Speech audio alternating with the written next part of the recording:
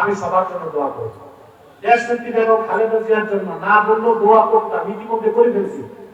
কারণ এই মুহূর্তে বাংলাদেশের রাজনৈতিক সংকটে খালেদা জিয়াকে দরকার আছে। এটা কারো কাছে খারাপ লাগুক, কারো কাছে কি লাগে আমার দেখার দরকার নেই, এটা বাস্তবতা। বাংলাদেশের এই পলিটিক্যাল ক্রাইসিস সময়ে বেগম খালেদা জিয়ার দরকার আছে। আমরা তার জন্য দোয়া করবো, আমাকে হায়াত দারাজ করবো, সুস্থ করে দেবে এবং তার সন্তান মায়ের করে ফিরে আসবে, এটাও দোয়া করে দেবে।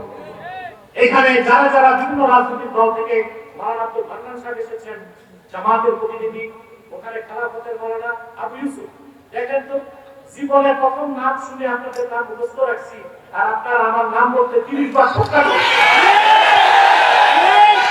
এটা কারণ আছে, আমারে চিনে শুধু আব্বাসী হুজুর নামে, এই পুরা নাম বলতে গিয়ে প্যাচ লাগে।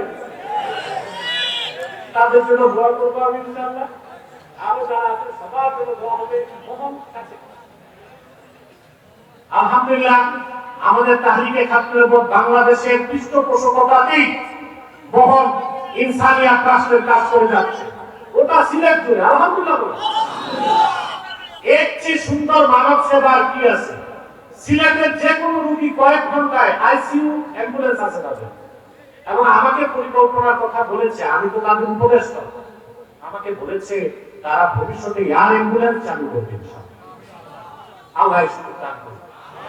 তাহরিকে খাতনের উপর বাংলাদেশের খ্যাতভাবে আমি তাকে রাখছি, যুক্তরাজ্য শাখায় কাজ করে যাচ্ছে, মৌলভীবাজার সিলেটও কাজ করে যাচ্ছে, এখানে চান্দাই পীর সাহেব আছে, উনিও কাজ করেন, আরো যারা আছেন আল্লাহর রহমতে আমাদের সংগঠনে কাজ করছে, সবার জন্য দোয়া করবেন, মন থেকে পারবেন ইনশাআল্লাহ।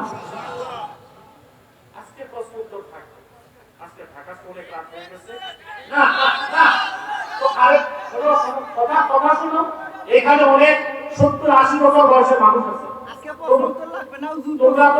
তোমরা তো জোয়ান মানুষ, এই বুড়া মানুষকে দেখতে হবে না আমার?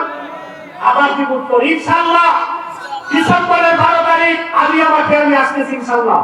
তাহরিকে খাতনের উপর বাংলাদেশের ব্যানারে বিভাগীয় সম্মেলন আলিয়া মাঠে 12ই ডিসেম্বর। আপনারা প্রস্তুত আছেন?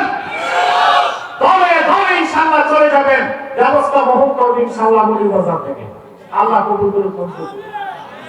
আমি আসুন আমরা সালাত ও সালাম করে দোয়া করব, 11 বার ইস্তেগফার করি, 3 বার সূরা ইখলাস করি।